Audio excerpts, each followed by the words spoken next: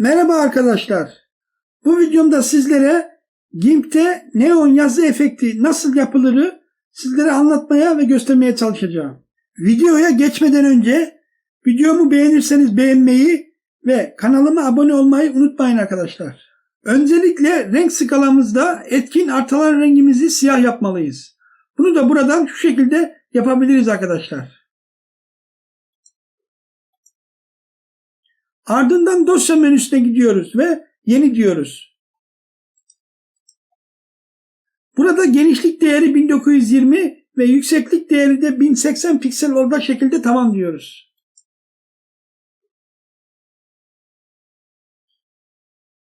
Böylece katmanlar penceremizde de görüldüğü gibi artalan adında siyah bir tuvalimiz GIMP'te oluşmuş olur arkadaşlar. Sonrasında araç kutumuzdan metin aracını aktif ediyoruz.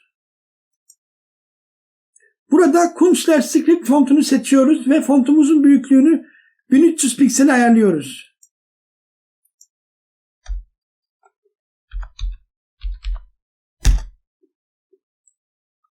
Kunstler Script fontu bütün bilgisayarlarda yüklü olarak gelmektedir.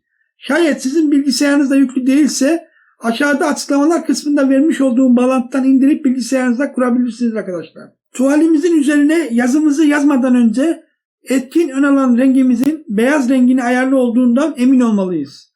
Ardından neon adında bir metin yazıyoruz.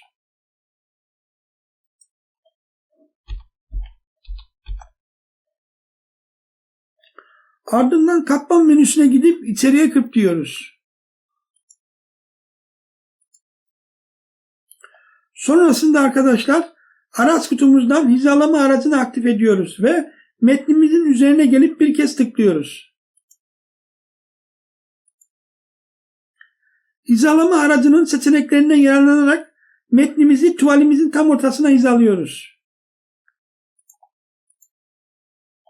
Ardından katmanlar panelimize geliyoruz. Neon isimli katmanımızın üzerine fareyle gelip sağ tıklıyoruz. Açılan pencerede alfadan seçim ediyoruz. Böylece tuvalimizde metnimiz seçilmiş oldu. Katmanlar panelimizin alt kısmında bulunan yeni katman oluştur ikonuna tıklıyoruz ve çift 062 FF adında saydam bir katman oluşturuyoruz.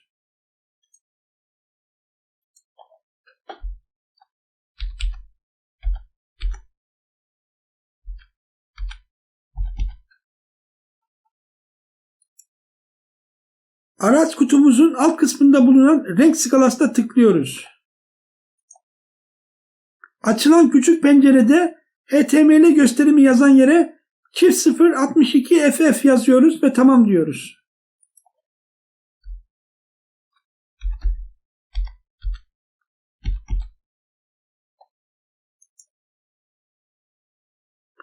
Bu renk arkadaşlar çok güzel bir neon mavi renktir arkadaşlar.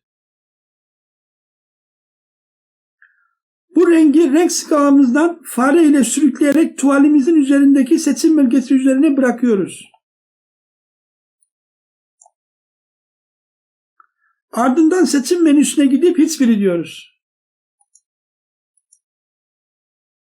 Şimdi arkadaşlar katmanlar panelimizin alt kısmında bulunan katmanın çoğalt ikonuna 5 kez tıklayıp çift 062 FF katmanımızın 5 tane kopyasını alıyoruz.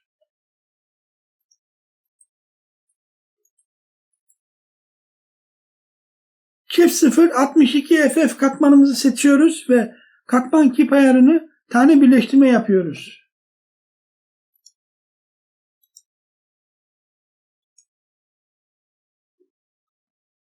Ardından en üstte bulunan ilk iki katmana sırasıyla süzgeçler menüsüne gidip bulanıklık, Gauss'un bulanıklığı veriyoruz.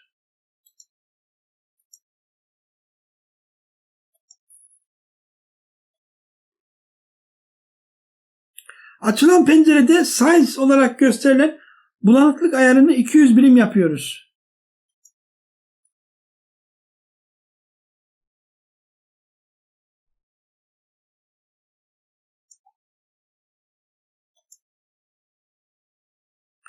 Üstten ikinci katmana da aynı bulanıklık değerini veriyoruz ve tamam diyoruz.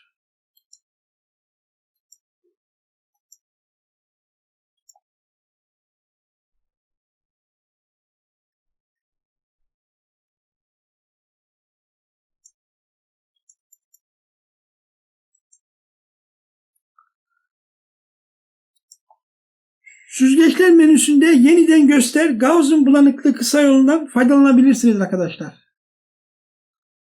Ardından katmanlar panelimizin üstten 3. olan katmanımızı seçiyoruz. Bu katmanımıza da 25,50 birim oranında bir bulanıklık veriyoruz.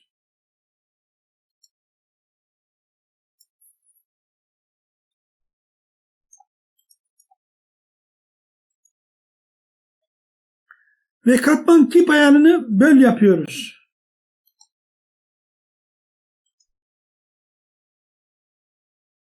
Üstten 4. ve 5. katmanlarımızı da sırasıyla 25,50'şer birimlik bulanıklık verip tamam diyoruz.